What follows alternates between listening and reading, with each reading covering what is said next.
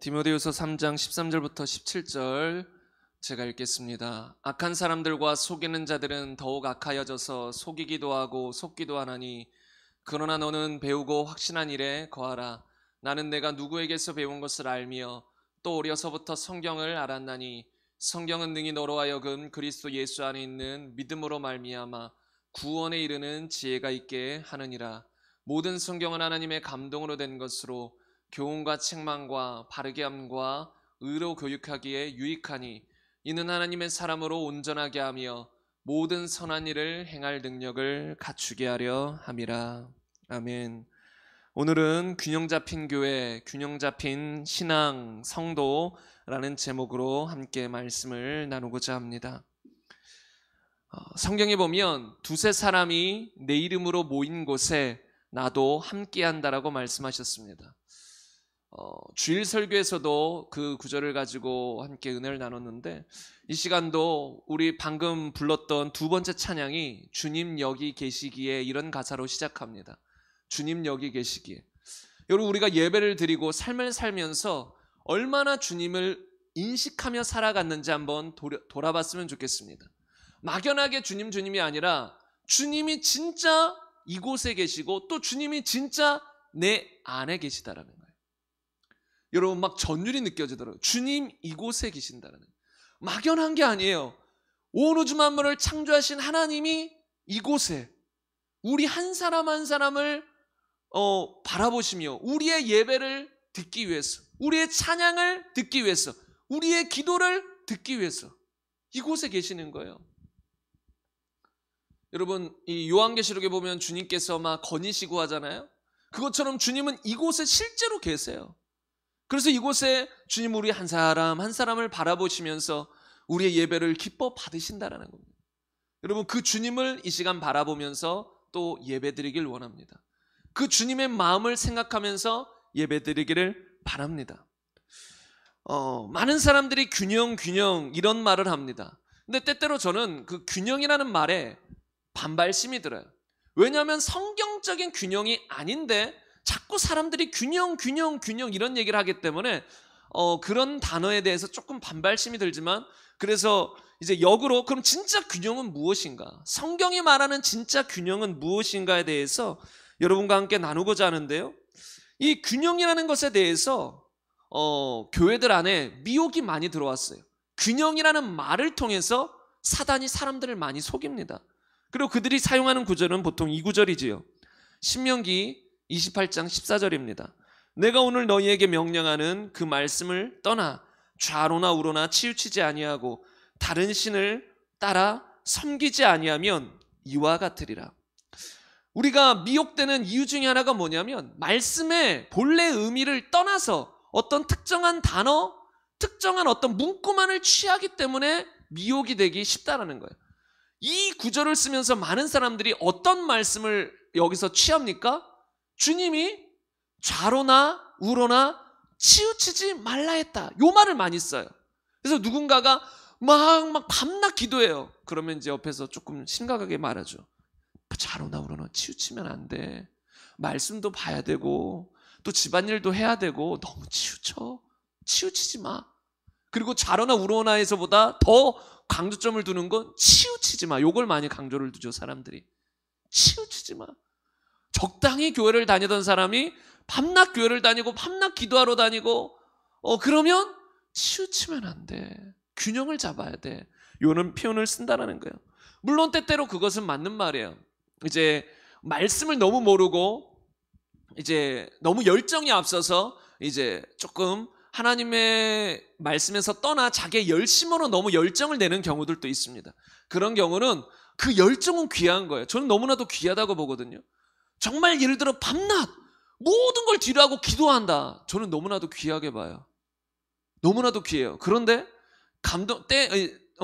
기도하면서 때때로 가르쳐 줘야 될 때도 있어요.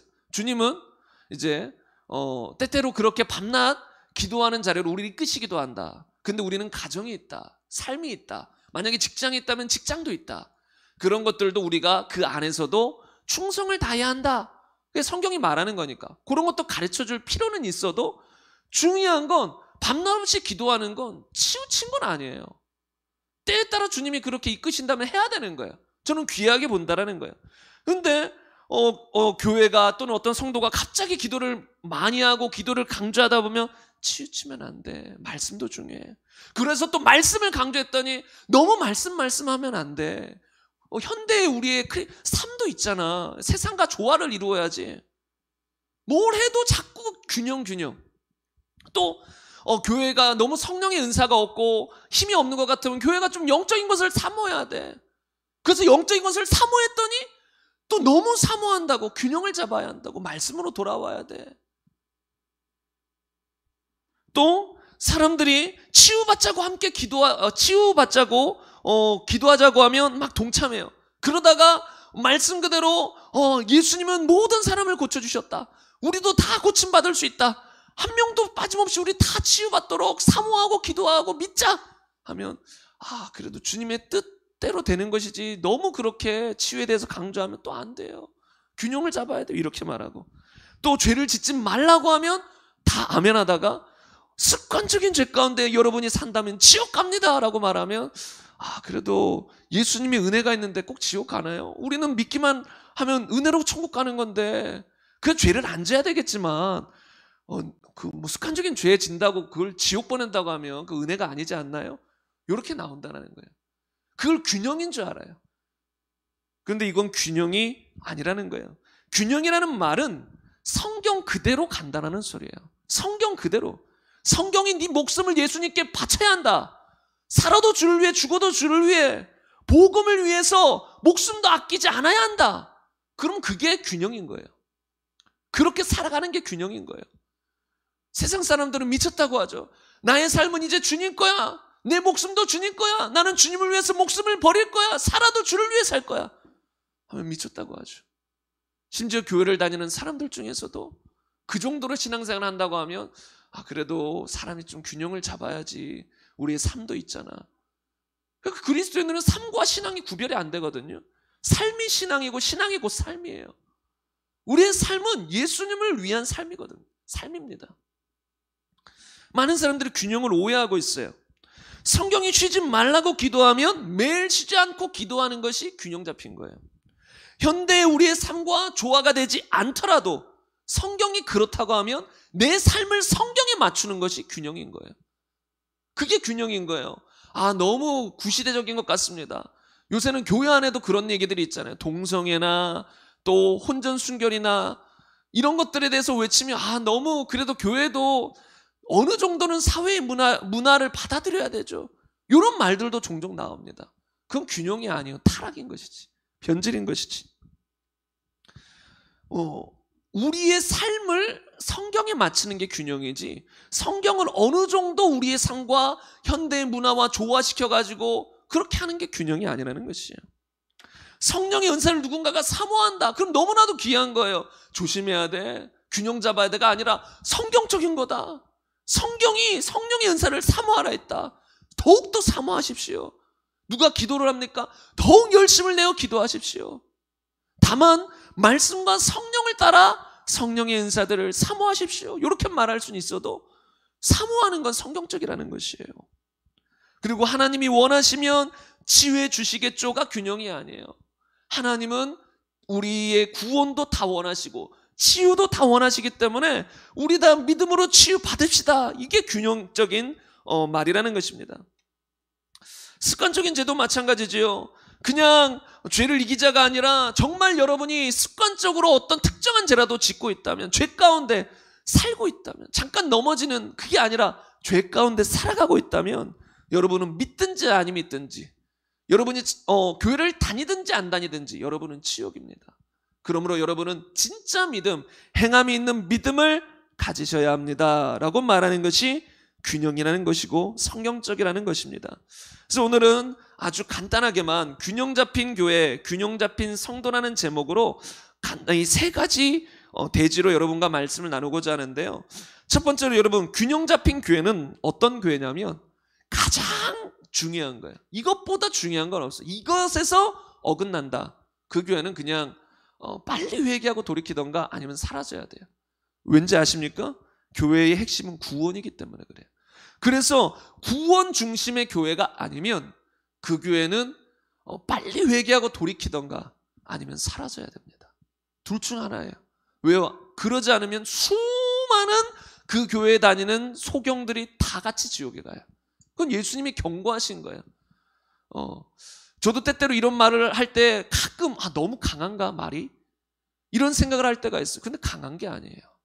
예수님도 소경에 대해서 얼마나 책망하셨는데, 소경된 인도자가 소경을 인도하면 둘 다 구덩이에 빠진다는 거예요. 그게 현대에 말하는 교회예요. 교회. 목회자라는 것입니다. 사역자. 그래서 누가복음 13장 24절에 보면 좁은 문으로 들어가기를 힘쓰라. 내가 너희에게 이르노니 들어가기를 구하여도 못하는 자가 많으리라 라고 주님은 경고하셨어요. 마지막 날에 주님 천국에 들여보내주세요 라고 아무리 애원해도 못 들어가는 사람이 많습니다.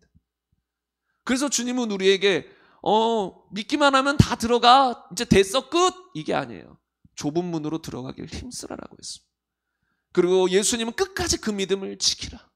끝까지 제자된 삶을 살아라. 주님은 끝까지 믿음을 지키라라고 말했습니다.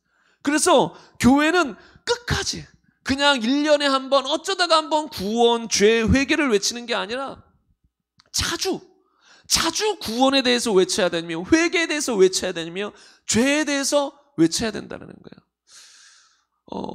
얼마 전에 언젠지 기억은 안 나지만 어떤 분과 통화했던 것 같아요. 만나서 대화했는지 통화해서 대화했는지는 정확히 기억이 안 나지만 통화 중에 그런 대화를 한 것 같습니다.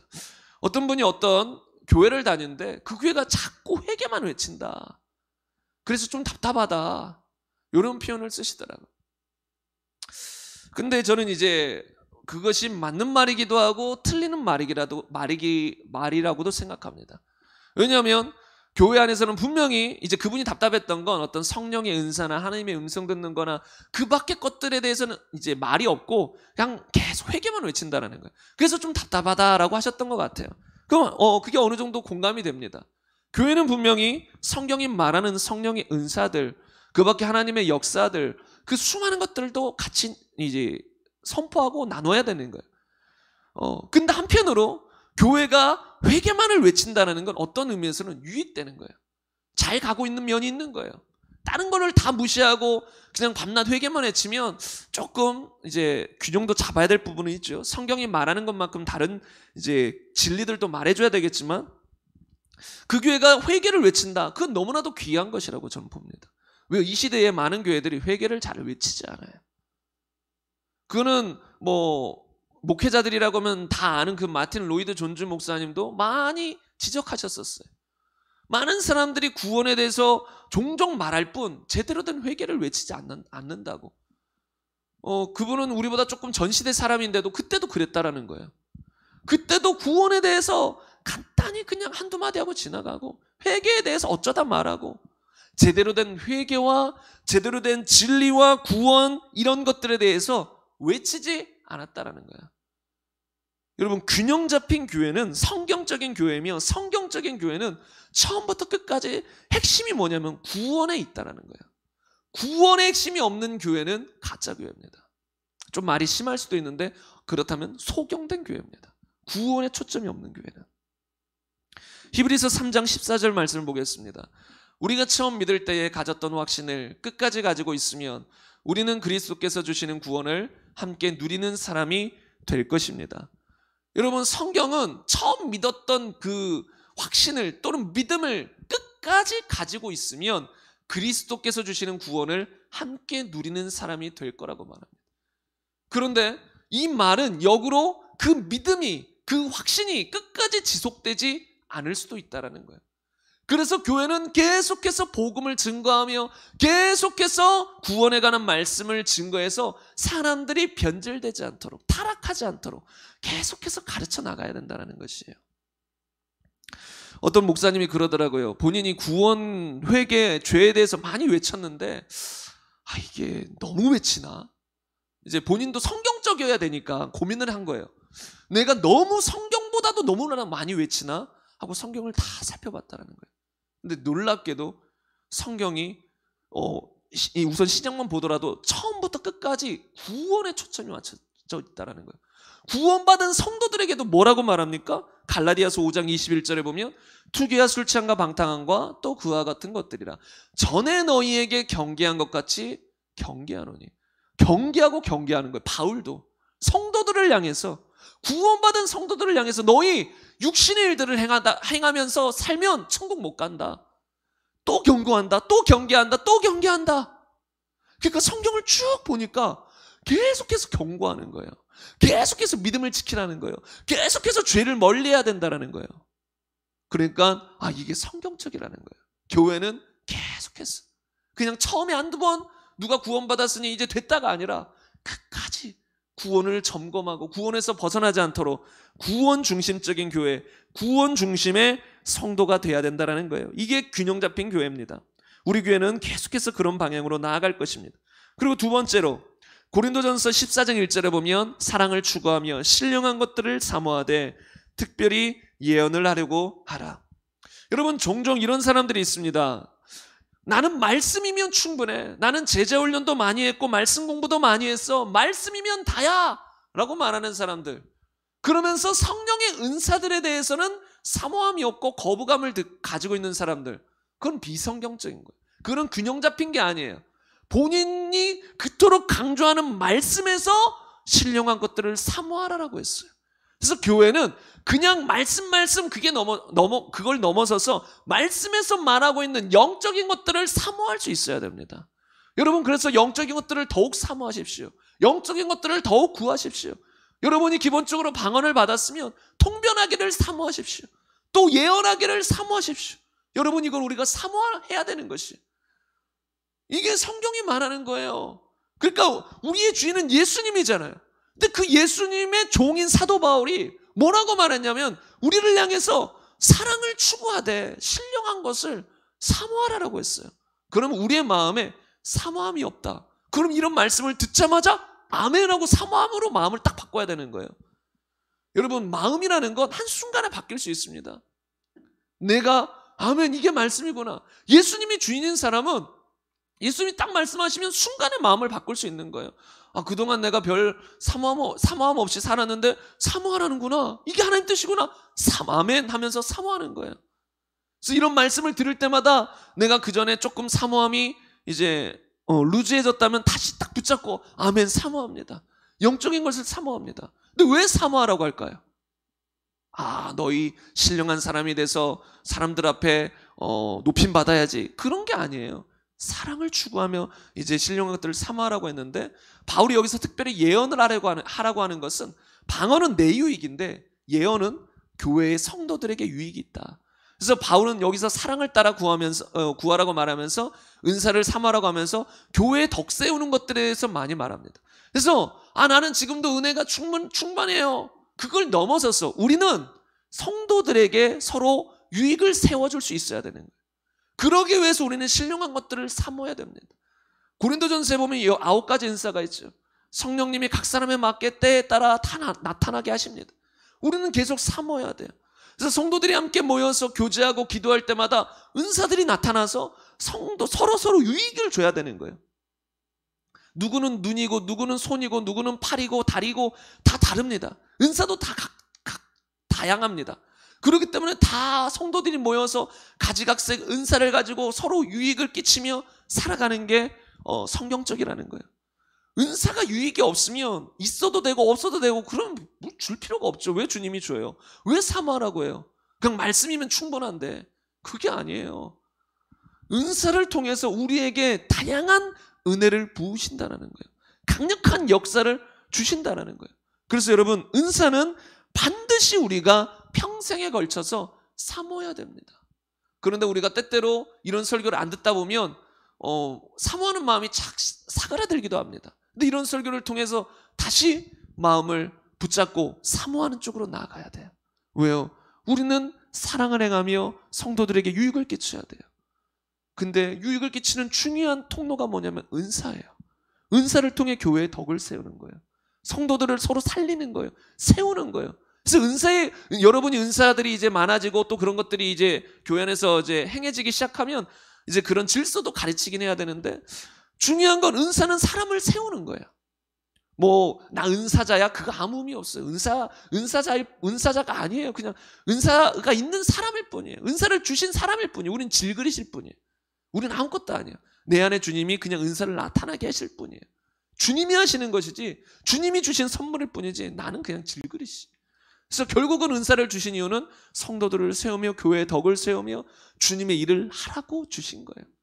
그래서 나는 주님의 것입니다. 살아도 주를 위해, 죽어도 주를 위해 살고자 합니다. 하나님, 병든 사람들이 있으면 고치길 원합니다. 하나님, 회개하지 않은 사람들에게 말씀을 잘 가르쳐서 회개하길 원합니다. 하나님, 또 교회에서 또 성도들 간에 섬기길 원합니다.